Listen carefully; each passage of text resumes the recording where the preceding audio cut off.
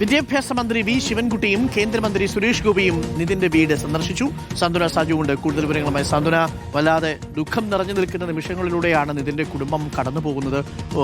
Paint തൊഴിലാളിയായ അച്ഛൻ, തൊഴിലുറപ്പ് തൊഴിലാളിയായ അമ്മ, ആ കുടുംബത്തിന് വലിയ പ്രതീക്ഷയായിരുന്നു നിതിൻ ഡെന്റൽ കോഴ്സൊക്കെ പാസ്സായി വന്നൊരു ക്ലിനിക്ക് ഇടുക, ആ കുടുംബത്തെ ഉയർത്തുക. ഇതൊക്കെ സ്വപ്നം കണ്ടിരുന്ന കുടുംബത്തിന്റെ താങ്ങാൻ പറ്റുന്നതിലും അധികമായിരുന്നു ഇതിൻ്റെ മരണം. ഇന്നിപ്പോൾ സംസ്കാര ചടങ്ങുകൾ കഴിഞ്ഞു.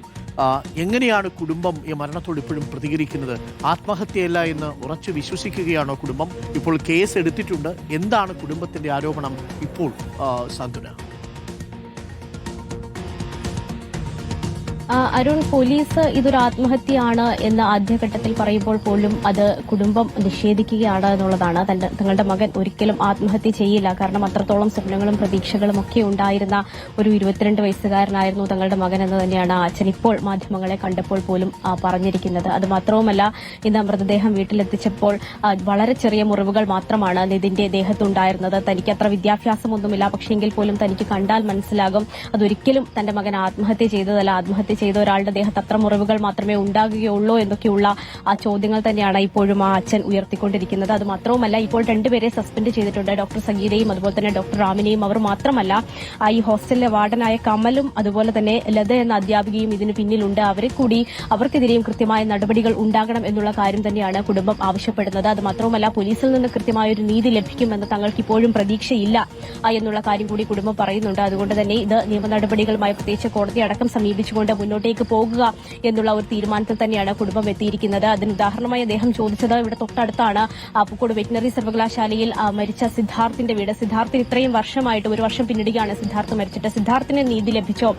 ഇല്ലല്ലോ. അതുകൊണ്ട് തന്റെ മകനും നീതി ലഭിക്കില്ല എന്ന് തന്നെയാണ് വിശ്വസിക്കുന്നത്. കോടതിയെ ബന്ധപ്പെട്ട് മറ്റ് നടപടിക്രമങ്ങളുമായി മുന്നോട്ടേക്ക് പോകാൻ തന്നെയാണ് കുടുംബം എന്തായാലും തീരുമാനിച്ചിരിക്കുന്നത്. അത് മാത്രവുമല്ല, ഈ അധ്യാപകരിൽ നിന്ന് മാത്രമല്ല, അവിടുത്തെ വിദ്യാർത്ഥികളിൽ നിന്ന് പോലും തുടക്കം മുതൽക്ക് തന്നെ വലിയ രീതിയിലുള്ള റാഗിങ്ങും പീഡനങ്ങളുമാണ് തന്റെ മകൻ ഏറ്റുവാങ്ങേണ്ടി വന്നത് എന്ന് കൂടി അച്ഛൻ പറയുന്നുണ്ട്. ടീഷർട്ട് ഇടാൻ സമ്മതിച്ചിരുന്നില്ല. ഇവിടുന്ന് പോകുമ്പോൾ ഇവിടെയുള്ള കടയിൽ പോയി ടീഷർട്ടും മറ്റ് സാധനങ്ങളും ഒക്കെ വാങ്ങിച്ചുകൊണ്ടാണ് പോയത്. പക്ഷെ അതൊന്നും ഇടാൻ പോലും സമ്മതിച്ചില്ല. ചെന്ന് കയറിയ സമയം മുതൽക്ക് തന്നെ വലിയ പീഡനങ്ങൾ, ജാതിയുടെയും ഒക്കെ പേരിൽ, നിറത്തിന്റെയും ഒക്കെ പേരിൽ വലിയ പീഡനങ്ങൾ തന്റെ മകനെ ഏൽക്കേണ്ടി വന്നിട്ടുണ്ട് എന്ന് തന്നെയാണ് അദ്ദേഹം പറയുന്നത്. ഈ വീടിനെ സംബന്ധിച്ചിടത്തോളം അരുൺ ആദ്യം ചോദിച്ച ചോദ്യം തന്നെയാണ്. ദുഃഖം തളം കെട്ടി നിൽക്കുകയാണ്. അവരെ സംബന്ധിച്ചിടത്തോളം 22 വയസ്സുകാരൻ ഡോക്ടറായി തിരിച്ചു വരും, ഈ വാടക വീട്ടിൽ നിന്നൊക്കെ മാറി മറ്റൊരു വീട്ടിലേക്ക് പോകാൻ കഴിയുമെന്നുള്ള പ്രതീക്ഷയൊക്കെ ആ കുടുംബത്തിനുണ്ടായിരുന്നു. പക്ഷെ ആ പ്രതീക്ഷ തന്നെയാണ് അസ്തമിച്ചു പോയിരിക്കുന്നത്. ഇനി അച്ഛനും അമ്മയ്ക്കും എന്താണ് മുന്നിൽ സ്വപ്നം കാണാനുള്ളത് എന്നുള്ള ഒരു ചോദ്യമാണ് അവർ നമ്മുടെ മുന്നിൽ ബാക്കി നിൽക്കുന്നത്. അവർ ആ മൃതദേഹം ഇന്നിവിടെ കൊണ്ടുവന്നപ്പോൾ ഡോക്ടറായി കാണാൻ ആഗ്രഹിച്ച, അങ്ങനെ ഒരു കോട്ടിട്ട് നിതിൻ ഈ വീട്ടിലേക്ക് വരുമെന്നാണ് അവർ ആഗ്രഹിച്ചിരുന്നത്. പക്ഷേ